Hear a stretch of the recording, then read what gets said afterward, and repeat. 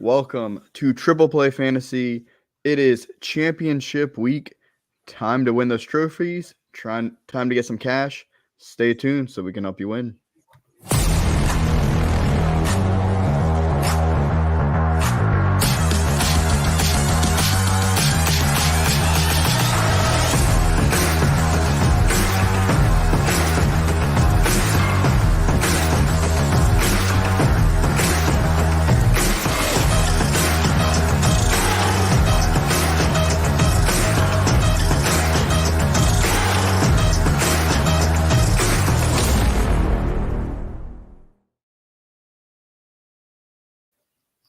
All right, welcome to Triple Play Fantasy. I'm your host, Zach at FF Tulipa Batman.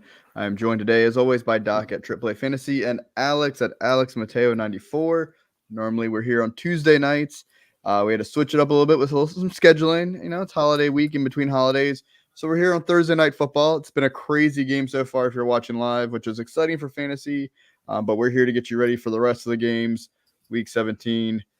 This is what it comes down to. If you're still in it, we appreciate you watching. If you are not in it, we still appreciate you watching because we can still talk about some prop bets, some plays, help you win some money. So, Doc, how you doing tonight?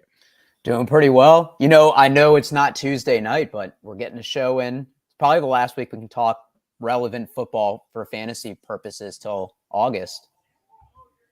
Absolutely. Yeah, essentially the season finale for the three of us together.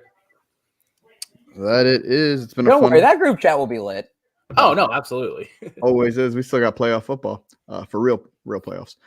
But with that, we're going to get right into it. And so we just celebrated Christmas for those who celebrated. I hope you guys had great holidays out there. But we are now getting ready for the New Year's. It's almost 2024. So I want to know your fantasy football New Year's resolution. We'll start with you, Doc.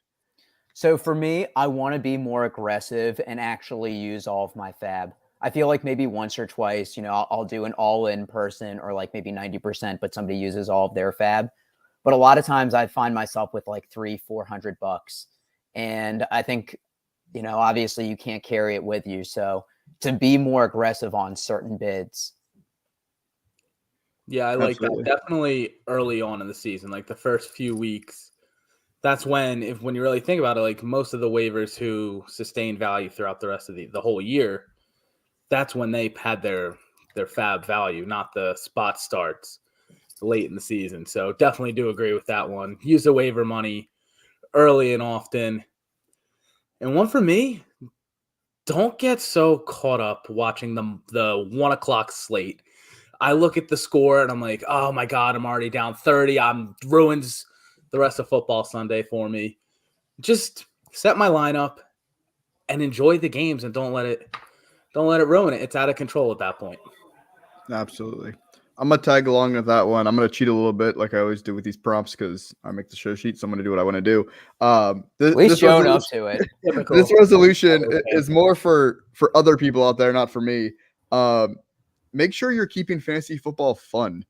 I've seen a lot of people posting recently, I know it's the playoffs, about how it's just not fun anymore. They're not enjoying it. They don't know if they want to do fantasy football again. Look, if it's not for you, it's not for you. No judgment from us. But find a way to keep it fun, whether that's cutting down on how many leagues you're in, or maybe you need to add a couple more because you're only in one. Maybe you're spending too much money on fantasy football. It's creating too much stress for you. So maybe you cut back on that. So find a way to keep it fun. At the end of the day, it's a made-up game. We have, like Alex said, we have no control over it. It should just be fun. Maybe find a league with people that are more fun than what you're playing in. But whatever you got to do in 2024, find a way to make fantasy football fun again if it has not been fun for you. Yeah, we're literally playing a game talking about grown men doing their jobs. Bet and lose a lot of money on sports gambling, and then you'll realize your fantasy is nothing insignificant compared to real money. Don't necessarily recommend that one, but if you do, 1-800-GAMBLER.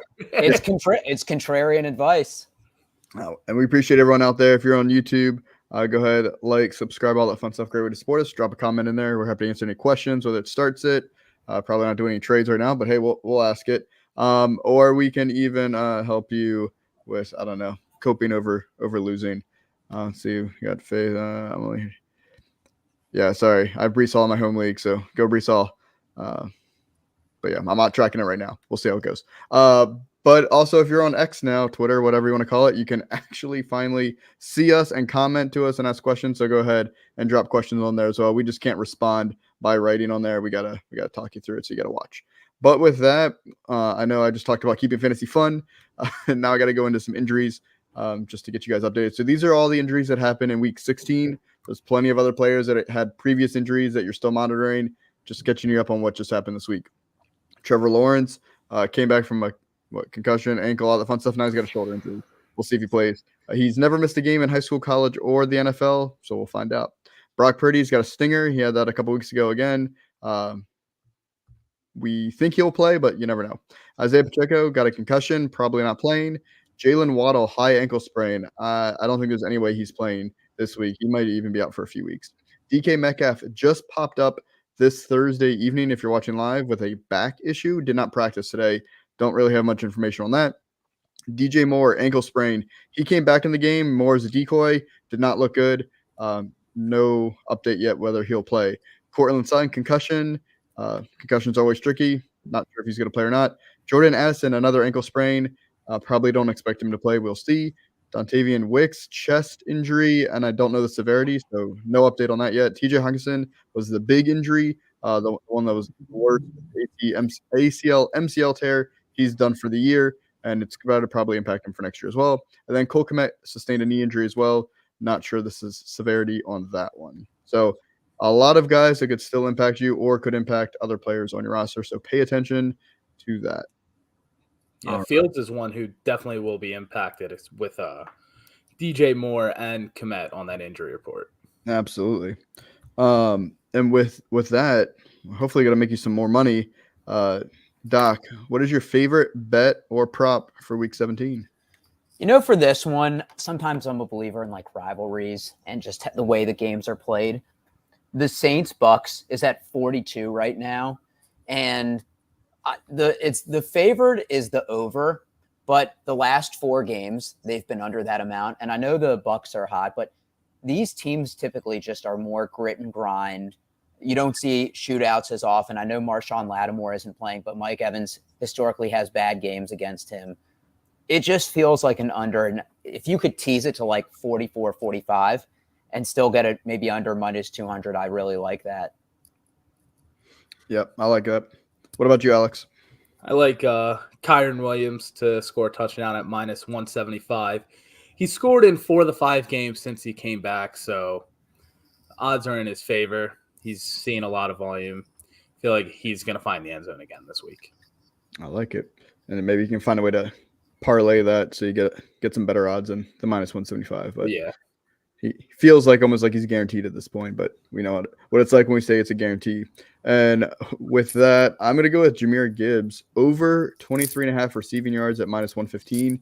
He actually has not done that well recently in the receiving department. He got a lot of targets last week, but when you're playing against the Cowboys defense, one, that their linebackers are struggling a bit from a pass coverage standpoint, but I feel like you can really take advantage of getting him out in space.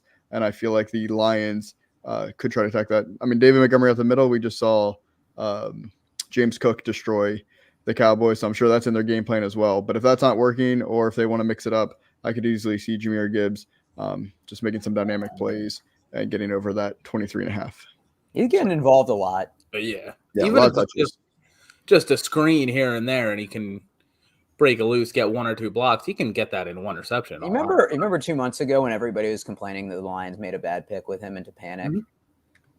They slow played him. That was smart. Yeah, and I don't know if it was a good pick or bad pick from the sense of player value of positional need. But I get it. He's been dynamic. I mean, all their rookies this year. Here's the thing, though. At least they're using him right away. Like a lot of teams will trade up way more and take a quarterback, and they don't make an impact right away. But yeah. I mean, at least they're not the Falcons. You could say, I mean, I'm not saying Jahmyr Gibbs is the reason why, but you picked him, and then you won your first division title in 31 years. Yep. Yeah, he's definitely played a big role the second half of the year. He's not hurting them. That's for sure. With that, so we had Christmas earlier this week. Next week will be New Year's. Very exciting. So kind of wanted to play on. We already did the New Year's resolution. So since we celebrated Christmas, we want to do some playoffs, gift, and Cole. So who was your playoff gift? Which player? And then who gave you Cole this year? So we're taking out any major injuries because that's no fun. So Doc, who's been your playoff gift through the first 2 weeks of the playoffs?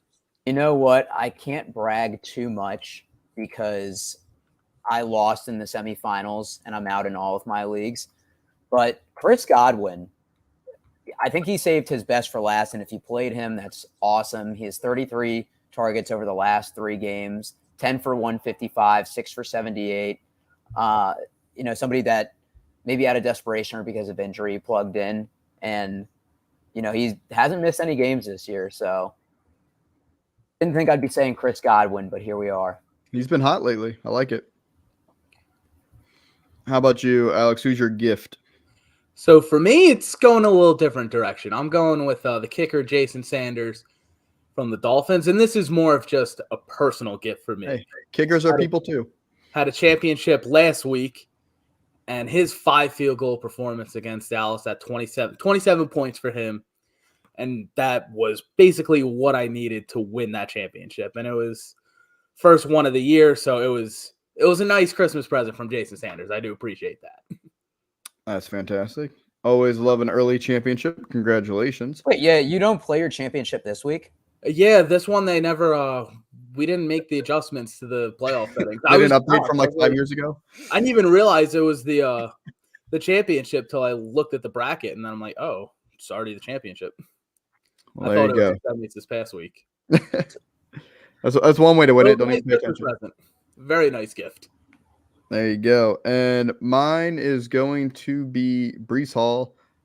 He was the RB1 last week, put up like just over 41 PPR points. I think he was the best running back by 15, 10, 12 points, something crazy compared to the RB2. So if you had him, he probably helped you. And again, selfishly, I had him in my home league. I'm moving on to the championship. I needed it because I went against Puka Nacua Thursday Night Football. So I came back Sunday night or Monday. I don't even remember when they played anymore. Too many games on 4 days last week. But Brees Hall did not help you much the week before. I had a bye week. We're good. And then he destroyed your competition last week. And he's already doing well Thursday Night Football. Yeah, So they're real good tonight already. You love to see that. And then with that, Cole, sometimes you end up on the naughty list. So Doc, who gave you Cole this year in the playoffs?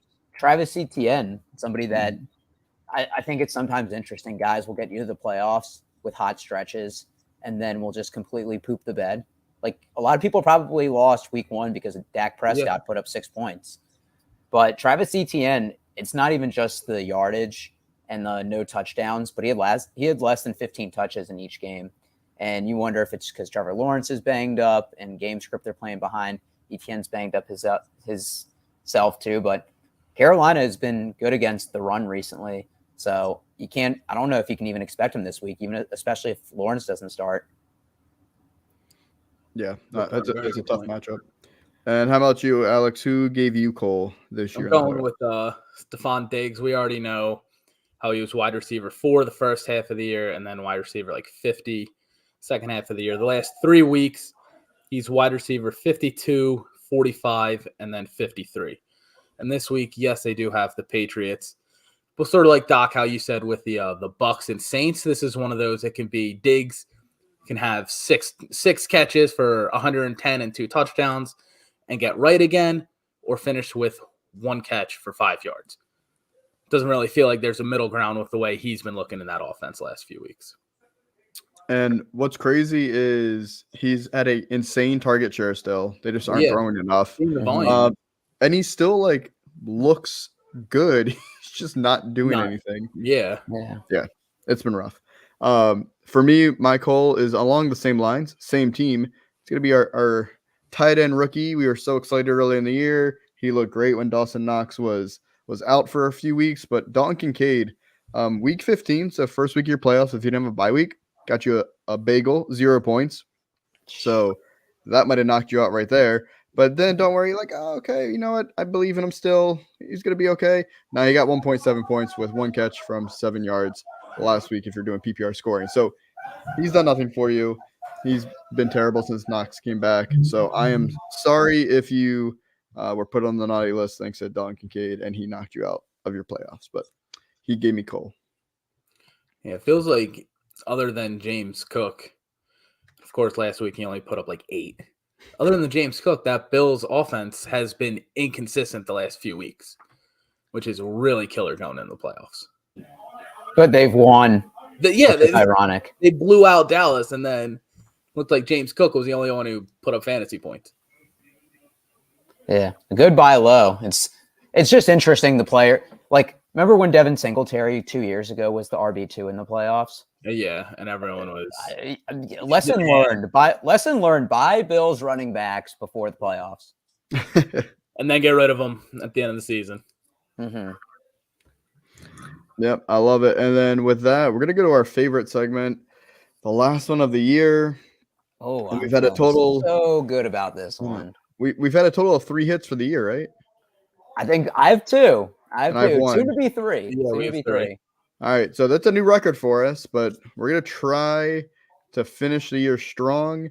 It's gonna be exciting. You're gonna see us tweeting out so much if we hit any of these because we're gonna blow it up since we won't be here next week for week 18. Because I'm sorry if you play in week 18, good for you. We're not gonna be helping you for that one. But this is our random tight end touchdown of the week. Doc, kick it off. Who do we have scoring a random touchdown? So I'm going to the 49ers Commanders game, and I feel like you got to do justice. You're going to see your team play live. 49ers, I think, will win. I think depending on if people sit out, like if Trent Williams sits out, if maybe they played a little safe with Brock and it's more of a running game. But anyway, I think the 49ers will have a lead, and they'll want to rest their starters for the Rams. And in comes Charlie Warner, who has 2 catches for 12 yards on the year. He is going to get a touchdown, and I will end this season on a high note. He's going to finish with 3 catches for 13 yards and a touchdown. He'll have 1 catch for 1 yard and 1 touchdown. Those are our favorite. Good for you. Yep. All right. And how about you, Alex? We got to get you off the 0. Got to get off the goose egg, and I hope it's Durham Smythe. He's seen 3 targets in 6 of the last 7. Just need one of them for him to stumble into the end zone. No rhyme or reason other than he's just seeing some targets. All right. I mean, you've been using them. It's just a matter of time until it's a matter of when. It's a matter of when. Yep. All right. So speaking of inevitable, it's a random tight end, so he's not going to be inevitable. But he's got a great matchup. Gets to go against the Cincinnati Bengals, which is the second best matchup for tight ends. So you love to see that. His partner in crime, the tight end 1 on his team, is by far the most dangerous threat on the field. So maybe he'll take away some of that coverage. And he hasn't scored in a month. So I feel like he's due. The last time he scored was when we said it. Last time he scored was week 13. Yep. So we got a good luck charm here. He had 3 targets last week. So, coming off some momentum, it's Noah Gray with the Kansas City Chiefs. God, he's getting passed around. Yeah. Alex, that means Alex is going to take him next season. He'll be my week 1 random touchdown scorer. Exactly. Gosh. So we're going to go with Noah Gray for my final random tight end touchdown of the week for 2023. Man, it's been good. So this is our last episode of the season. We thank you all for tuning in. Doc, do you have any parting words to wrap up the season? Thank you for everybody that tunes in on the YouTube channel, on the podcast. It's been great doing it with you guys, and looking forward to doing some off-season content and having a great 2024. Absolutely. Yeah. How about you, Alex? Completely agree with you there, Doc. It's been a fun season. I know I came on the second half, so definitely appreciative of being able to chop it up with you guys every Tuesday, Thursday this week, talk some ball, and thankful for everyone tuning in. No, absolutely. It's been a fun ride. I'm going to echo everything else the guy said, but with that, we might not be around as much during the offseason. We'll be sporadic. However, Triple Play Fantasy isn't just football. We got basketball. We got baseball. We got a lot of sports coverage. So make sure you subscribe to this channel because we're in the middle of basketball season. We're already kicking up the baseball content because it's gonna be here before you know it. I mean, look at all the money flying around for some of those pitchers. So yeah, all the Dodgers. It's all Dodgers. So make sure you guys are tuning in. We appreciate it. Good luck in week 17. We hope you win lots of championships. Reach out to us if you did. We'd love to hear your success stories. And if you lost, hey, at least you got second place. It's better than missing the playoffs. But good luck out there. Have a happy new year. And we'll see you next time.